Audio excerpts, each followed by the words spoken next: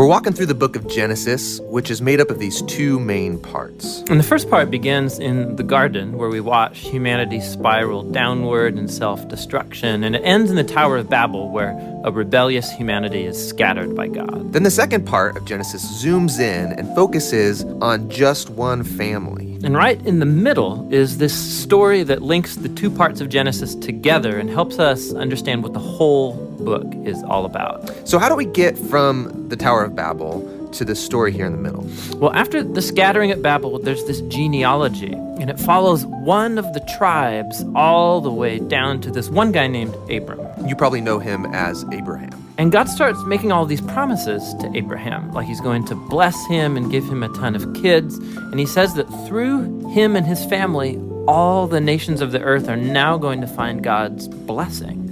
So basically, God is trying to restore humanity back to the goodness of the garden and to his original intentions for the world. So it's like his rescue plan for humanity. And that's why the whole second half of Genesis is about this one family.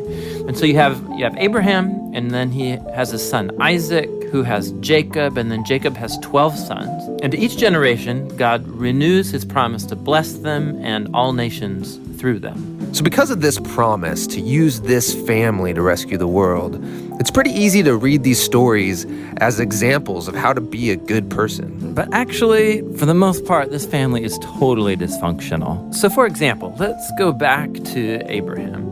This whole story is about God giving him and his wife Sarah a family, but two different times. He basically gives Sarah away to other men by denying that she's even his wife.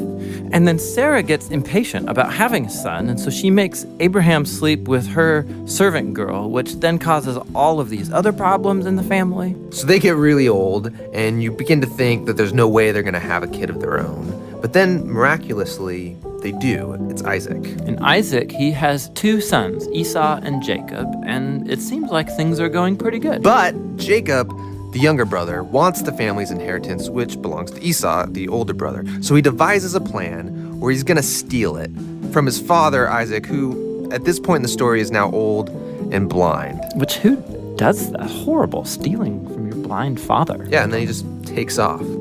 So Jacob goes on from there to have 12 sons, big family. But Jacob loves his 11th son, Joseph, way more than all the others. And so he gives him the special Technicolor dream coat. And his brothers, because of this, come to hate him. So much so that they plan on killing him. But they don't. They instead just sell him as a slave down in Egypt. Now, while in Egypt, through this crazy series of events, Joseph goes from being in a prison cell to becoming the second in command there. And so later on, the whole Middle East falls into this food shortage. And Joseph's brothers, they come down to Egypt looking for food.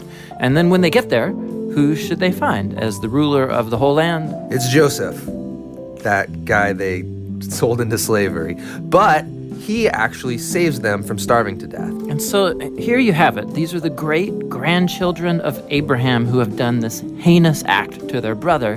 But God has transformed their evil into something good. And that's exactly what Joseph says here in the last paragraph of the entire book. He says, you guys planned all of this for evil, but God planned it for good, to save people's lives. Now these words, they conclude the book because they actually summarize the message of the whole story so far. Humans keep choosing evil, and we are thinking they're screwing up God's plan, but he keeps turning their evil back into good. And somehow, he's going to use this family to restore humanity back to the garden. So that's the book of Genesis. But we still don't know how exactly he's going to use this family to bring us back to the garden. Well, yeah, but this is just the first book. So that's what the rest of the Bible sets out to